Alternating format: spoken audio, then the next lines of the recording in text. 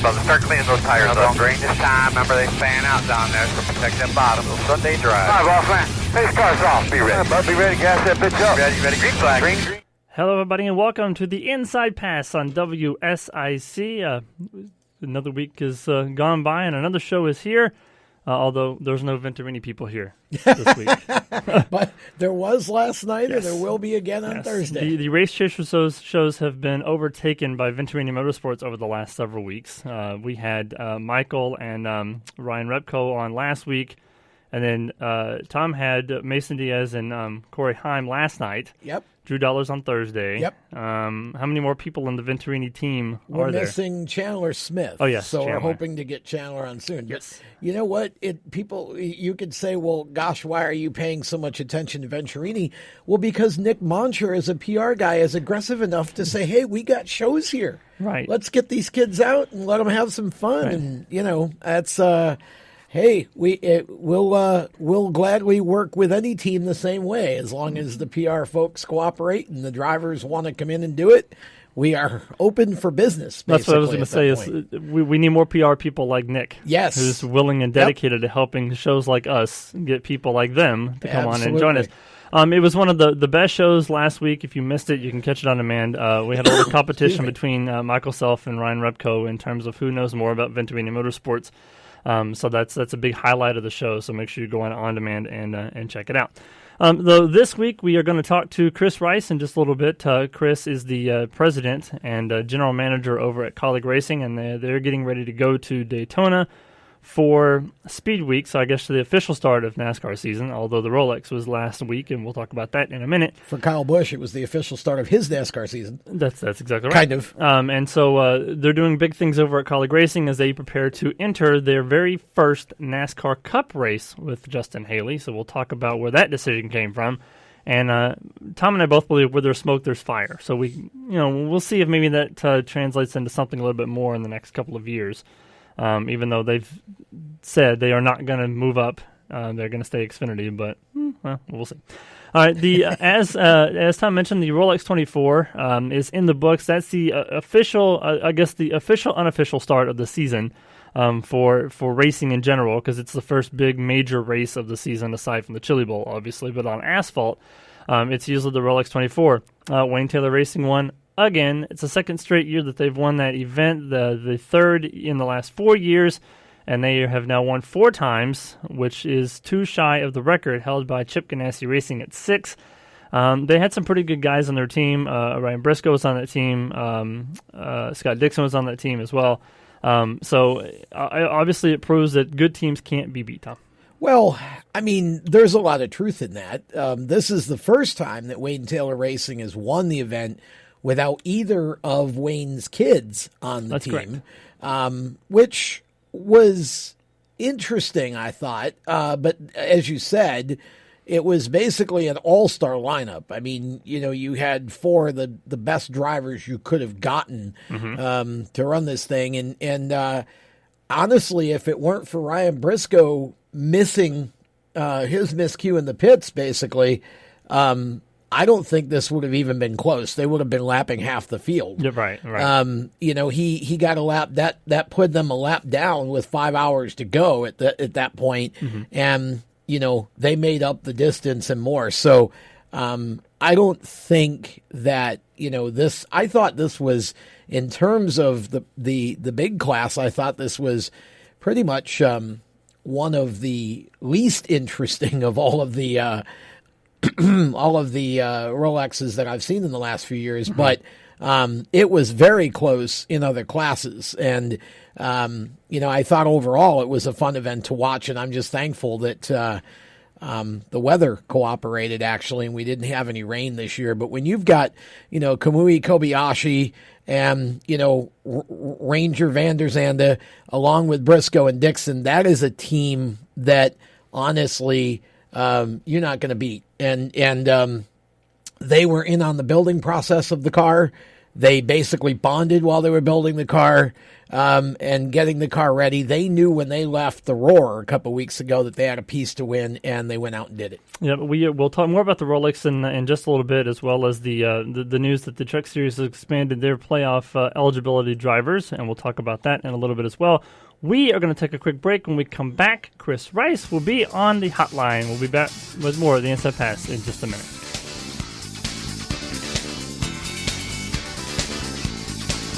This is News Talk, 105.9 Lake Norman, 100.7 Greater Statesville, WSIC, where Davidson turns first for breaking news and severe weather alerts.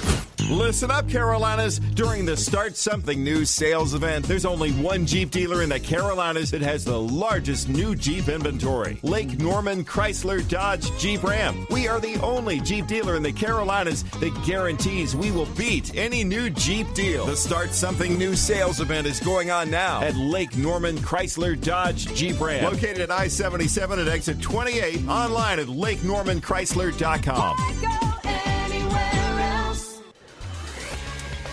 For WSIC, I'm Fox 46 meteorologist Nick Koser. Around the lake today, going to be a nice one. Mostly sunny skies, high of 53. Overnight low, chilly, 31. Tomorrow the clouds move in. We'll see a high of 47 with a 30% chance for late day showers. Then for Thursday, partly sunny skies and a high of 48. From the Neighborhood Stormwatch Forecast Center, I'm meteorologist Nick Koser. Be sure to catch Chief Meteorologist Tara Lane today on Fox 46 News at 5. At Capital One, you can open a new savings account in about 5 minutes and earn 5 times the national average. Banking with Capital One means 5 times the savings to help pay for your perfect honeymoon. Ziplining! Or 5 times the savings toward your family's perfect vacation. Big fan of water rides. It's time to help make your savings goals come true. This is Banking Reimagined. Capital One, what's in your wallet? Terms apply. Rate comparison based on FDIC national rate. Capital One NA, member FDIC. Equal opportunity is the cornerstone of the American dream. Being employed gives us the confidence to be financially independent. We feel useful and respected. But what if you were one of the 81% of adults with developmental differences who do not have a paid job? Join the SunTrust Foundation in supporting Autism Speaks, Best Buddies, and Special Olympics in creating pathways to 1 million employment and leadership opportunities for this talented community. Visit deliveringjobs.org to learn more. There's a problem with coffee today.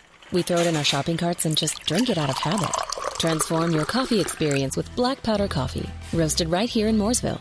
Black Powder Coffee gives you a prime roasted craft blend at a reasonable price. Depending on the bean, you'll taste subtle notes of vanilla, berries, and chocolates with a smooth finish. Pick up Black Powder Coffee at Harris Teeter, Ingles, Publix, La Fresca, The Coffee Lodge, or Lowry Drug. When you're in Mooresville, stop by the Roastery, 256 Raceway Drive, blackpowdercoffee.com.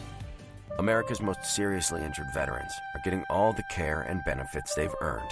Thanks to Paralyzed Veterans of America, changing lives, building futures. To learn more, visit pva.org, a public service of Paralyzed Veterans of America. I'm Chase Elliott, and you're listening to the Inside Pass. Welcome back to the Inside Pass on WSIC TV. Randy Miller, Tom Baker here with you on this Tuesday morning. At least on the East Coast. Well, I guess it's really still early morning everywhere in the United States. We're a little later than everybody else. It's almost noon here, so it's almost lunchtime for the fine folks in the Charlotte area. Yeah. And we thank you so much for watching us on WSIC TV, or if you're watching us on any of the two stations, the continuing cable channel 4 or the digital channel 25.2. Or if you're listening on one of the 3 WSIC radio stations, 100.7 FM, 1400 AM, or 105.9 FM, thank you so much for watching and listening to us as well. Chris Rice hopefully will be joining us in just a little bit. Before the break, we were talking about the Rolex 24. Yes. And how Wayne Taylor Racing has won it for the second year in a row. Two of the interesting stories that came out, the Daytona prototype class was won by Colin Brown, who is actually going to be a guest on Thursday's show. So that's kind of cool that we get one of the Rolex 24 winners in. He's, those of you who probably have recognized his name, he used to be in the NASCAR series, ran trucks and X-finity, and was a Rouse driver for a while and then Ford driver for a while. So now he's over there running road course races. And, of course, Kyle Busch was probably the biggest story in terms of going into the Rolex 24 because he's a NASCAR superstar.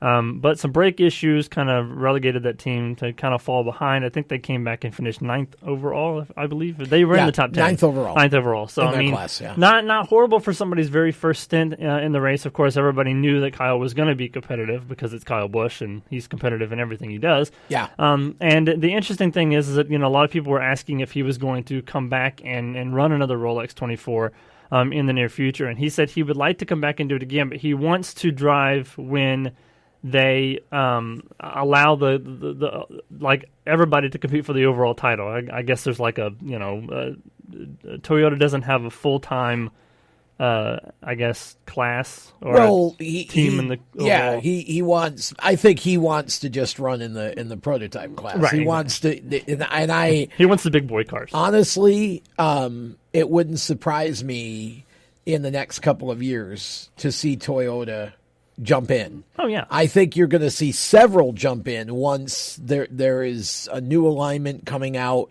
That's going to bring many more cars. There's going to be a change kind of in the rule there. We don't have time to get into all of it here, but I think what you're seeing now, we only had a small field of the prototypes this year. I think what you're going to see is over the next couple of years, we've kind of rock bottomed, and now we're going up. And I think you're going to see probably 3 to 4 new manufacturers coming in to the point where I believe in 3 to 4 years, you'll see this division, IMSA, will be back. Sports car racing will be back at the forefront where it used to be a while back. I really feel like this is kind of a turning point. So yeah, I think eventually you'll see Toyota play in a big way, and they've got all these young drivers, and Ford really is kind of taking the lead on this, putting their development drivers into Trans Am races and such. I think you're going to see more of an effort to sort of spread out driver development, and you'll have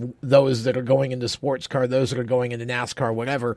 And so yeah, I definitely think you'll see that from Toyota. But yeah, obviously Kyle wants to be able to run for the win. Of course. So as a manufacturer, you obviously want to look at the market, from where it is. And we talked about it on Thursday, how this is 1 year where the Rolex field has kind of been down. It's not nearly as high as it used to be.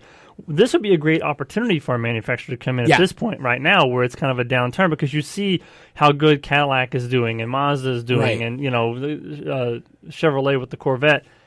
Why wouldn't you want to get in get in and be competitive? Because obviously Toyota, no matter what they do, they're going to go into everything, being competitive. Right. So it's not like they're not going to put anything into the IMSA if they're not going to be competitive at it. And obviously they came out the ground running with the trucks, the X-finity, the Cup, everything that they're in. So why wouldn't you want to get in, on IMSA? Yeah, what you're seeing, what you're going to see, and I think this is where we're headed in NASCAR too. And this is why everybody, the sky's falling. No, it's not. Actually, I think this new car that they're coming out with, because it's going to be much more like a sports car, and because it's going to be much more driver friendly in terms of, when this car breaks loose, it isn't going. The side force isn't going to be there to help it just kind of straighten itself out like a slot car. These cars, new cars, are going to be hard to drive. I think you're going to start seeing more crossover again between IndyCar sports car, NASCAR sports car, that kind of thing, and you'll start seeing these manufacturers be able to more easily spread their diversity a little bit. So I think overall the sport's headed in a very positive direction on sort of the national, international front with regard to the big series we see over here in sports cars. And even F1 is starting to kind of get its rules in line a little bit. It's all good. I mean, I think, like I said, I think this is kind of the point where we start seeing, all of the sports car divisions start ticking up in the interest as well. Right. So the Ingervats series, which we have named NASCAR Gander, RV, and Truck used series. To be Engats. Then they put the R in there. There's an the RV. We've added RVs to the Truck series now. So they have made an announcement that they're going to expand the playoff field from 8 drivers to 10, beginning with the 2020 season. So the top 10 will make the playoffs. Imagine that. And so Thursday we talked about it, and Jacob got a little, I guess, angry, not angry, a little upset about the fact that they added 2 drivers to the whole mix. Hopefully he's calmed down since then. But Tom and I both agree that we think it's a great idea. I've never understood why 8 teams was the standard for the truck series. I get it because the competition, there's less trucks, whatever. Yeah. Now they're saying that the reason why they did it was because there's heightened sense of competition and more top quality teams now. So they figured adding a couple more drivers would give 2 more drivers the opportunity to run for the championship. It makes perfect sense to me. Well, I agree. And again, it's exactly what you just said. When they first went to a playoff system for the truck series, if you paid attention at that time, there were only maybe 13 teams that were competing in all the races. And so they tried to kind of make it so you got the best 8. Well, now we have a lot more teams and a lot more competitive teams with the new motor rules and such. So now NASCAR said, well, let's raise it to 10 because we've got now 15 to 20 teams that are, and we want to make sure that we keep it at a level where we're hopefully getting the best 10, and not, 8 and 2 that shouldn't be there. And I think it's more than warranted at this point, especially with Front Row starting a team this year. You've got expansion at GMS. I think there's still at least one more announcement coming. We just had Tate Fogelman announce that he signed with Young's Motorsports for a full-time campaign, and that could be a playoff caliber truck. Nice Motorsports, I think there may be more to their season yet. So there's still a lot of opportunity here. I think you've easily got 15 teams that are capable of making the playoffs, and so I think 10 is a great number. I think the interesting thing to me is the fact that, like last year, we had Ross Chastain who missed, the first 5 races of the season and ended up making the playoffs because he, finished in the top 5 or won races and stuff. I think what this does is for the lower funded teams or the teams that don't have the major manufacturer backing or the major sponsorship backing or the satellite alliances with the bigger teams, gives them an opportunity to say, you know what, if we just qualify and show up to all the races, we have a decent chance of at least getting close enough to be able to make the playoffs. Well, exactly. So, I mean, look at what Grant Enfinger won the regular season championship. It didn't win a single race all season long. And then you say, well, yeah, but he's a Thor Sport truck. That's one of the best trucks in the series. It's consistency, though. Right. I mean, let's look at Tyler Ankrum, for example. Yeah. Bare bones rookie to the series. And he's running for a team that's full-time for the first time in the series with D.J.R. Crossley. And not only does he win a race and get them to the playoffs, but he takes that team to the brink of the Final Four. So, again, I think this is a good change. I think the truck series this year is even more competitive and deeper competitive than it was last year. I think it's going to be an awful lot of fun to watch. We just had Bill McAnally announce full-time truck deal with Derek Kraus. So, again, I think we've got the teams to make 10. And, it's interesting to me that every time NASCAR makes a move, there's a number of fans. Nothing's ever good enough. And I've said this before, and I always, get yelled at on social media when I say it, but I really believe that NASCAR could cure cancer. And, those same fans would find some reason why that was wrong. Yeah, exactly. It's you just got to tune that out. I think those of us on the inside who can kind of see the long term of where a lot of this can go have to be pretty excited right now by the overall health of the sport in general, or the increasing health of the sport in general, and the way it's changing. Short track racing is becoming more important. Road courses, which have a whole fan base that NASCAR hasn't quite ever been able to tap into in recent years because they haven't done enough of it. Now they're adding, a little bit to the Xfinity side, and you got Penske over there at Indy. He's going to want to use that road course more. You've got the roll over here. So I think that I think it's going in a good direction. All right, we are going to take a quick break since I believe that's Chris on the phone. We'll find out when we come back. More of the Inside Pass rolls on next. It could be a surprise. We don't know. We'll be back.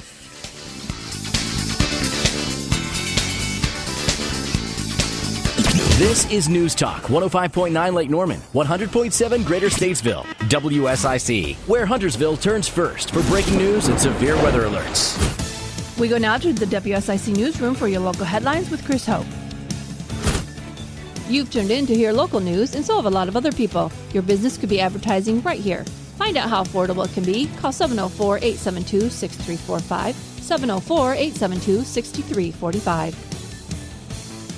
WSIC News, I'm Margaret Beveridge. The IB, or International Baccalaureate program, was implemented over 10 years ago in Iredell County at a couple of middle schools. With overcrowding being an issue at South Iredell, the timing for expanding the IB program into the Statesville area is the right fit, according to Melanie Taylor, Deputy Superintendent of Curriculum and Instruction for Iredell Statesville Schools. Very much a problem-solving kind of worldview approach, and it introduces students to kind of a multicultural understanding and how even here in Statesville, North Carolina, they have connections to that larger world.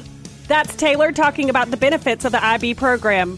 She tells us while the program had students going through an application process, they're now going away from that. There will still be criteria to meet. She says the instructional processes and strategies used by teachers in the IB program are good for all kids. I'm Margaret Beveridge, WSIC News. Randy Marion Statesville has the best service department around for your vehicle. Randy Marion Ford off I-77 exit 49B or Randy Marion Chevrolet off I-40 exit 152. Randy Marion of Statesville has you covered for all your service needs. Go see him today. Even when it's winter in the morning and spring in the evening, Little Shavers has you covered with all of your home care needs.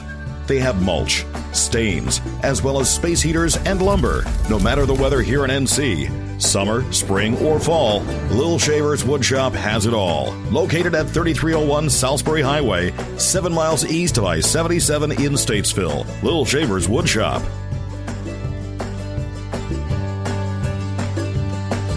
Hey, this is Jessica Babington from Trump International Realty here in Mooresville. Come see us for all your Lake Norman real estate needs. Check us out online at TrumpInternationalRealty.com. Again, that's TrumpInternationalRealty.com.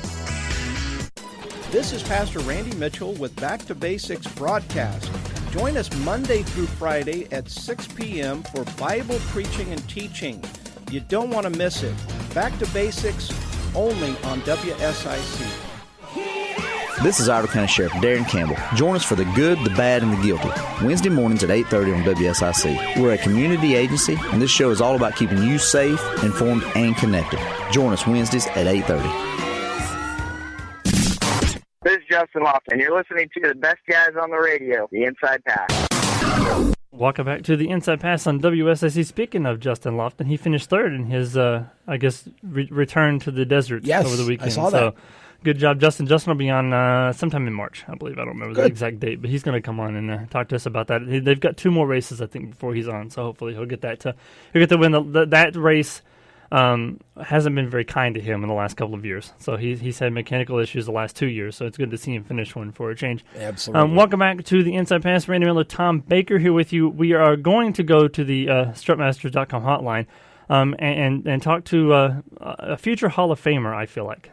He's got a pretty good, lengthy resume that's Hall of Fame worthy, I feel like. So hopefully by 2026, we'll say that. Okay. Not that he's going to retire in 2026, because I'm going to jot that down just so that he has plenty to uncover in his career. He is the general manager at the Kaulig Racing, and they're getting ready to head to Daytona for Daytona Speed Weeks. Our buddy Chris Rice is on the strutmasters.com hotline.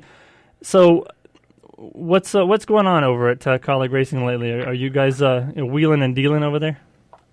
Well, not too much, but I do appreciate the Hall of Fame. Yes, 2026. That's some pretty big names in there. There is some big names in there. Yeah. But I marked it down for 2026, so put that in your date book. 2026. Well, I hope so. I hope at Kaulig Racing we win enough races and do enough great things with our drivers, Justin Haley, Ross Chastain, to be able to, all of us, to go in the Hall of Fame one day. But, Kaulig Racing is getting bigger by the day, and it's pretty fun to run an organization, to be the president of an organization like this, and to have the great drivers we have. So I'm standing here looking at about 10 race cars that are being worked on right now. So it's a lot happening in Welcome, North Carolina, in the Kaulig Racing world. You're like Santa Claus at the North Pole, overseeing your elves. That's right. Wow. So the big news, I guess, to come out since the last time you were on is you guys are going to attempt the Daytona 500 with Justin Haley aboard. What in the world were you guys thinking over there? Well, I appreciate the confidence, but what we were thinking is, it's as we grow and as we continue to have race car drivers like Justin Haley and Ross Chastain and people like that, we know that we're going to have to look at Cup one day. Well, Matt Kaulig has always been a guy that loves speedway racing, road course racing. So, Daytona 500, man. A couple years ago, we were sitting down, we were having dinner, talking, and he's like, you want to run Daytona 500 one day? And I'm like, no, Xfinity's great, but, just one race would be fine. And we talked about it last summer, and he's like, what do you think? I said, well, if you want to run a Daytona 500, I'll figure it out. He's like, well, I want to run a Daytona 500. Well, we had to go and figure it out, and we did. And we're going to go attempt the Daytona 500, and next week at this time, I will probably have zero hair. I will probably have no fingernails, and my stomach will be completely upset worrying about have we got everything going, because I was just going through all the people that we will have at Daytona just in Kaulig racing, between our Cup car, between our Xfinity car. It's going to be close to 100 people for Kaulig racing that will be down there at some point in time throughout the 2 weeks.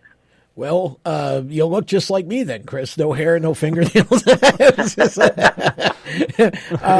Man, I got to tell you that I think this is exciting, and I also think that people need to take this seriously because Justin is a really good super speedway racer, and it was great that the Fraternal Order of Eagles came on board. I think this is a great way for you guys to go racing, and if you could run well here, then, what's to stop you from saying, well, let's go to Talladega or go back to Daytona later in the year, or, whatever you guys might want to do in terms of additional speedway races if the situation were to work out for you to do that. And it gives you a chance to sort of have that and be slowly building that at your own pace with no real pressure to all of a sudden have this full-time Cup car or whatever. Well, you're exactly right. We really could not do this without the help of Justin Haley's sponsor, FOE, Matt Kaulig, and Lee Filter, and all those people. But, man, RCR has been so great about our alliance and how we are welcomed in. And everything comes with a cost. I mean, you're not going to just go down to Daytona and just race for free or whatever. But sure. Richard Childress, Danny Lawrence, everybody at RCR welcomed us in. Andy. So, I mean, all of those guys welcomed us in and said, yeah, we'll help you try to make the Daytona 500. And we have leaned on them a lot, and you'll see with some press releases coming out in the near future about, different ways we're doing the Daytona 500. But, man, I would love to be able to leave Daytona with a great race car and say, hey, do we want to go to Talladega? Sure. Who wants to sponsor this car to go to Talladega? But right now we're not at that point. We're looking just at Daytona, and if everything goes well, we are racing on Sunday after we have won the Saturday race, and just there to have a great time, and that's what our plan is. We have a great group of guys and girls at Kaulig Racing for our Cup, Xfinity, everything that we do, and I'm just looking forward to 2020 season. I'm looking forward to getting to the West Coast, getting that over with, seeing where the two race cars are, and then moving on. You've got a very good energy right now in your organization. I mean, Justin has been on our shows a number of times, and he told us when he signed with you that one of the things he liked about Kaulig Racing is it was a smaller team. It wasn't a huge mega team. It was a smaller team. It was a team where he felt like everybody was kind of more like family and just could work together well and have a good time doing it. He liked that smaller atmosphere, and you brought Ross in, who obviously is a fun guy. And, you've had AJ. I mean, these are stand on the gas kind of drivers who also enjoy what they do and have a lot of personality and passion. And you bring that as well. It just seems like Kaulig Racing is a pretty fun place to be these days, and I love that because it's almost, to me, a throwback. Yes, it's a business. Yes, you got to do your sponsor things and all the business things, but at the same time, this sort of feels old school in a way, and you've got some old school mindset drivers that just like to go out and gas it, and it really shows in the performance, and you've got both of them in the Daytona 500, even though Ross isn't directly running for you. So that can only make for better feedback throughout the time at Daytona that they're both running both divisions. Well, that's exactly right. And, we do have great atmosphere here, and I think that starts at the top with Matt Kaulig. Absolutely. And the way we run the race team now, he has allowed me to run it exactly like I wanted to run it. It couldn't have been more of a dream come true with Blake Cook, myself, Matt Kaulig met, but I come in every morning, speak to everybody. We try to have a good time. It is an old school field, but we're a corporation, man. Like we're a big team now. We're not just a little small team that's just showing up hoping that we can run in the top 10. Last year, Justin Haley had 20 top 10s. AJ Allmendinger finished in the top 5 every single time he raced besides one. Yeah, we got disqualified, but he finished in it. It wasn't his fault. He finished in the top 5 every time. Yep. Ross Chastain had some of the best races he had ever had in an Xfinity car. So I'm telling you that we're here, Matt Kaulig's here, all the people in Ohio are here to make this a big organization, a giant organization, and we're gonna contend for wins this year, and we want to contend for a championship. That is our plan. Yep. I think that it's fitting for you guys to put Haley in the Daytona 500 or attempt to put him in the 500 because your super speedway program, especially last year, was like second to none. I mean, AJ and Ross, running first and second. Your cars were always competitive at all the super speedways, even on some of the road courses, where AJ ran. I mean, he, ended up winning the Roval. So I think it's fitting that you guys are doing this at Daytona because it gives you guys kind of an idea of, where you might want to take the organization maybe 5 or 10 years from now if something were to happen. Even maybe Justin comes out and wins the Daytona 500. I mean, obviously that will change your mindset as to how many races you would like to run in a Cup car, considering that you just came back from winning the Daytona 500. Dude, if we won the Daytona 500, you couldn't talk to me for months. But, I was going to say, the first thing that would happen, giant party. It would be a giant party. I don't know that I would ever leave Daytona. And the big thing would be is I just want to make the race. That's going to be a win in itself. Oh, yeah. But look, I'm telling you, our Xfinity cars, I say mine, but our Xfinity cars is priority to me. Our 11 car has been around forever. Justin Haley and those guys. I'm telling you, Justin Haley's always been a dark horse.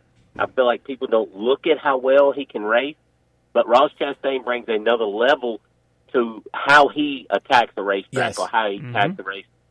So it's just different. He's always on the gas real hard. Justin's your guy that, hey, he's going to be there at the end, but he might not start out on top of the board, or he might be, wherever he's going to be in practice, but he's always there at the end. He takes care of his equipment. He does good things with it. So I'm really excited about that. But if we win the Daytona 500, you can show up at our shop.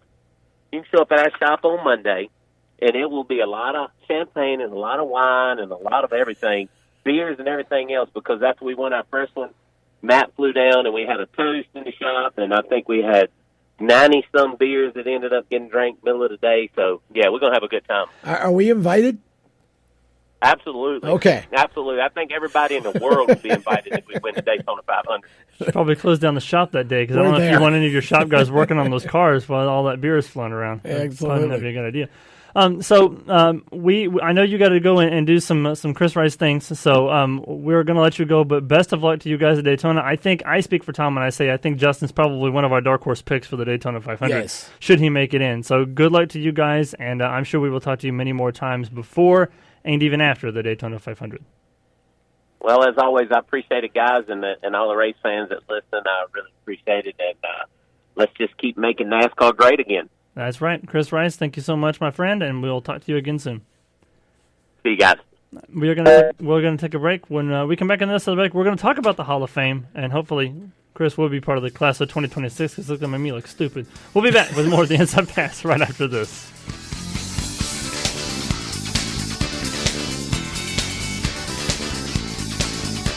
This is News Talk 105.9 Lake Norman, 100.7 Greater Statesville, WSIC, where Mooresville turns first for breaking news and severe weather alerts.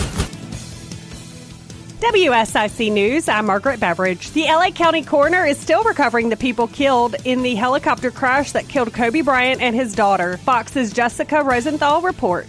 The LA County coroner says they are still working to recover all of the bodies on the hillside in Calabasas where the helicopter crashed, killing all 9 people on board, including Kobe Bryant and his 13-year-old daughter. Audio recordings have been released from liveatc.com of conversations between the helicopter pilot and air traffic controllers in 2 locations as the chopper headed west. You're cleared through Burbank Class Charlie surface area from the southeast to the northwest. Copy that. We'll maintain special VFR, copter to Equus. The weather was foggy Sunday morning when the crash occurred, and the audio recordings reveal the pilot was given special visual flight rules clearance to fly in challenging conditions. That's Jessica Rosenthal, and I'm Margaret Beveridge with WSIC News.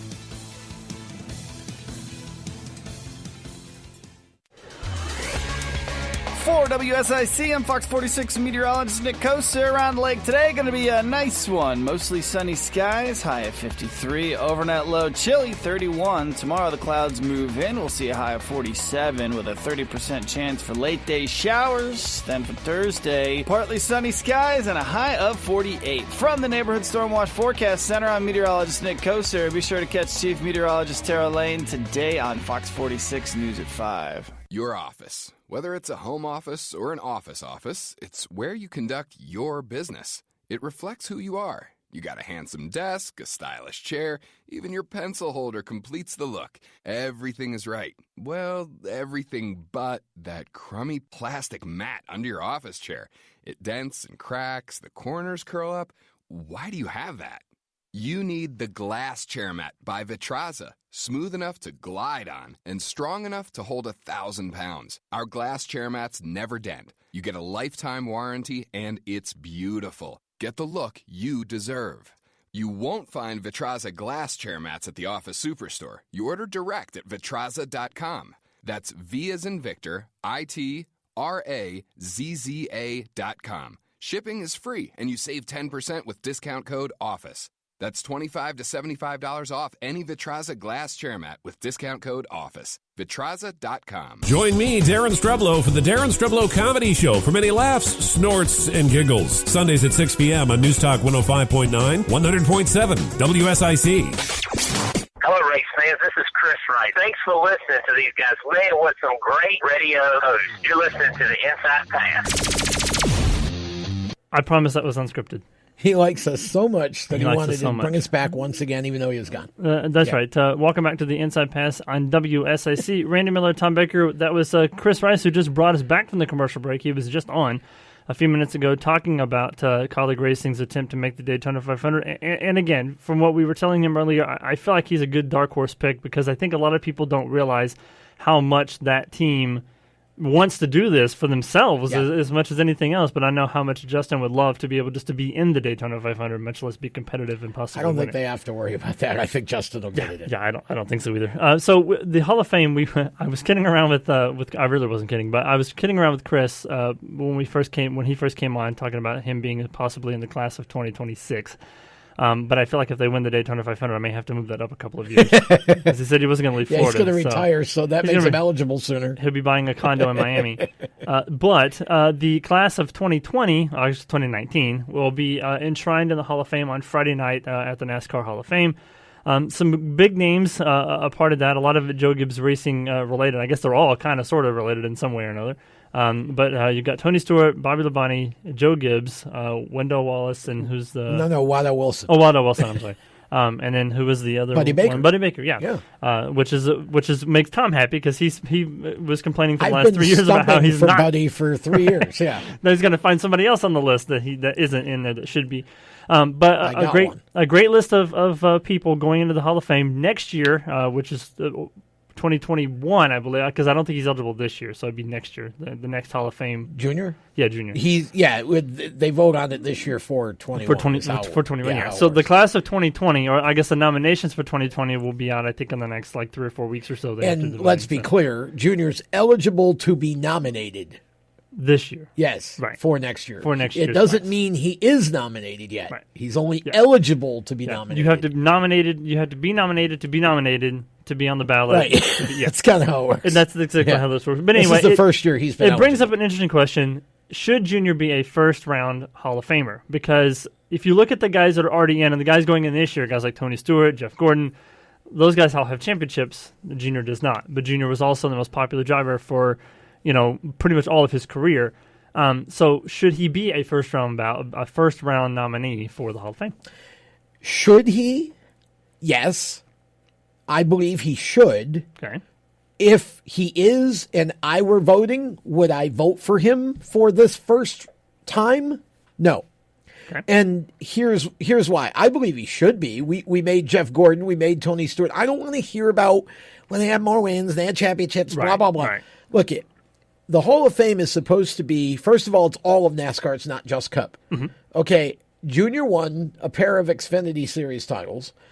His stats are comparable or better than Labonte's. Right. Okay, and many others that are already in, I might add. And his impact on the sport, the good that he's done for the sport, in and out of the car, I dare say rivals anyone else's in the last, 10, 15 years. Mm-hmm. And a lot of it he's done in just the last few years since he's been out of the car full time. His impact's continuing to grow. So yes, I think Junior should be in the Hall of Fame. I think that to make him eligible, in other words, to make him a nominee, I don't see why you shouldn't. But I think it has to be up to the voters to look at some of these other drivers, Mike Stefanik, Herschel McGriff, Neil Bonnet. Now, Red Farmer is interesting because Jacob said, I don't understand. He said last night on Lead Lap, I don't understand why this man's not in the Hall of Fame already. I said, because he's still driving race cars at like 95. He's like 90 plus years old. He's still racing competitively in the late model. No, that's true. So that's, I think, a big reason why he isn't in yet. Harry Gant, Ricky Rudd. I mean, I think we need to get some of these older, sort of foundational NASCAR folks, into the hall before. And Junior said yesterday as much on social that there are a lot of people who deserve to be in there before me. So I think it's two different questions. I think it's fine to nominate him, and I don't see why he shouldn't be. But on the other hand, I think we got to make sure we get some of these other people in. The big problem NASCAR's had, and I've said this for a long time, they only put 4 or 5, 6 in a year. Right. What they should have done when they first opened the hall is the first class should have been about 50, right. Of the oldest, and get them in. That way, you can sort of get to. So no, I think I don't think he should get in this time. Now, with all that being said, if you ask me if I'm going to bet, he gets nominated and he gets in 21.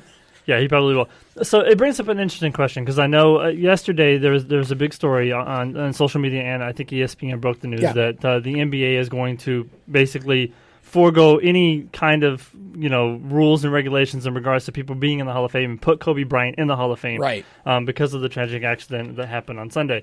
So the question is should there be an exception? And I'm not talking about just NASCAR. I'm talking about sports in general. Should there be an exception to a rule that would allow somebody to be put into the Hall of Fame if something tragic was to happen to that person before they were able to go in on their own terms? I mean, that's a hard question because to me, if Kobe deserves to be there, he was going to get in anyway, regardless. I don't think it matters. I think sometimes we get caught up kind of in the minutia of rules and, whatever policy. Look, Kobe was going to be there. If everybody wants to put him in, who's going to argue with that? Right. I thought Buddy Baker should have been put in before he passed away. Mm-hmm. And here we are years, because honestly, that would have been the funniest Hall of Fame acceptance speech in the history of the Hall. So I don't know. I mean, to me, I just feel like if it's somebody like that, you're going to put him in anyway. If you want to put him in, put him in.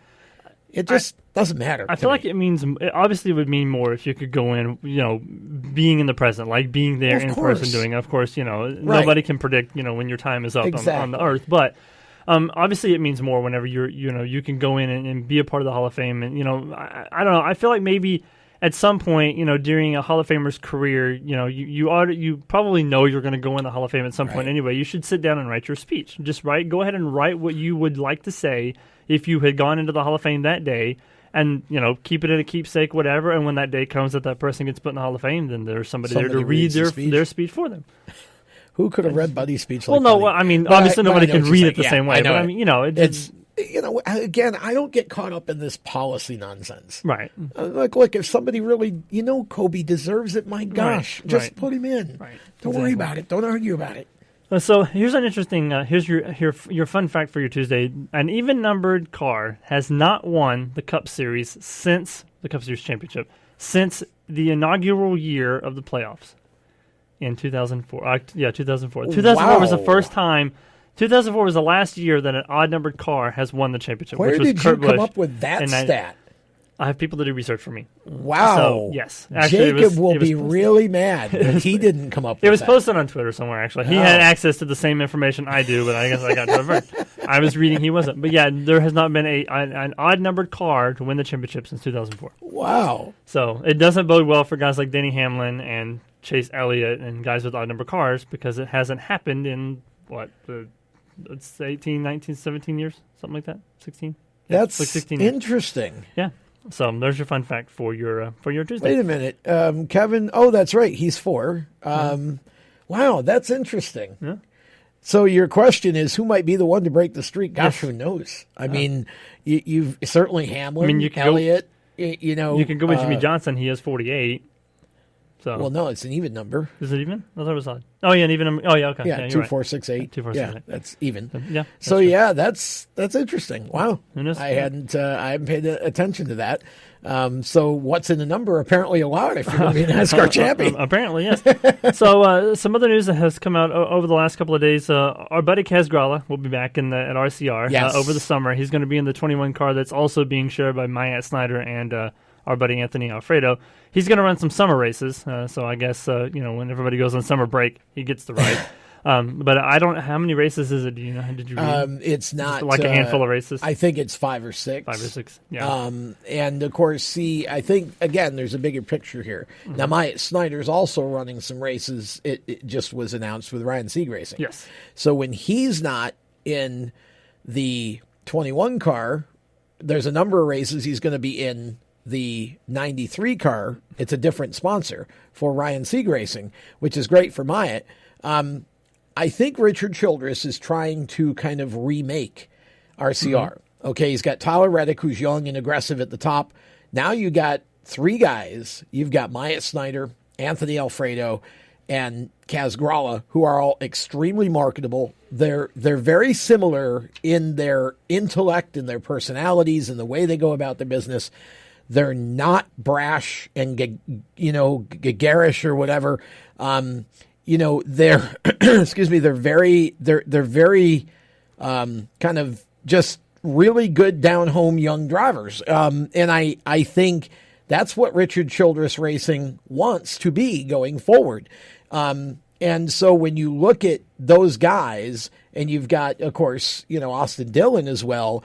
I think they're trying to kind of remake the image a bit, and I think that's a great triplicate that can put them in contention for the Owners' Championship. I believe it. Yeah, and I believe if Kaz can go out and win some races and at least be competitive during those 5 stints. I mean, we did the same thing with Ryan Redco. We talked about how if he goes out and impresses in those 5 races, it could lead to more. And I know Kaz has a really good partnership with Hot Screams, the ice cream company that makes his that hot flavored ice cream, whatever, it's like jalapeno ice cream. It's ice cream with a little bit of spice. Right. So I feel like if he goes out and and does a great job and continues to be an ambassador for that brand, they'll give him more races, and which trying to give him more opportunity. Well, Hot Scream's growing as a company, and so that's where they are at this point. They're a part-time sponsor as they grow. Obviously, I think they'd like to grow with Kaz. And, again, these drivers are all extremely marketable. So Richard's really good with sponsors. And he's good at keeping sponsors. Yeah. He's got sponsors there that love what he does and how he runs that team. And, especially the X-finity side, that's been that team obviously it won the championship last year and was in the hunt the year before. I think it's a great addition. Kaz is a super nice young man, and boy, can those kids drive. And I think you're going to see that this year. I think, and I don't want to detract from Kaz or detract from Myatt, but people have kind of been used to looking at them for a couple of years, either in the trucks or wherever. Anthony Alfredo that's going to be a name that everybody's going to know pretty soon. Yep. Because I've watched and been a part of him since his career, since he came down here, and I know how smart he is and how that boy can drive. He's going to be outstanding. Yep. So some ARCA notes. ARCA also announced that they have changed their point structure to match the top 3 series, which is Xfinity, Trucks, and Cup. Basically, the structure will be the same in ARCA as it is in all the other series. The winner will get 43 points or 40. What's 40. That in Cup? 40. Yeah. It's 40 now. Okay, yeah, it's 40. Because it's 40 cars. Yeah, so it's basically 1 point per position on the racetrack. So no, I actually think they stuck with that 43. I'm pretty sure.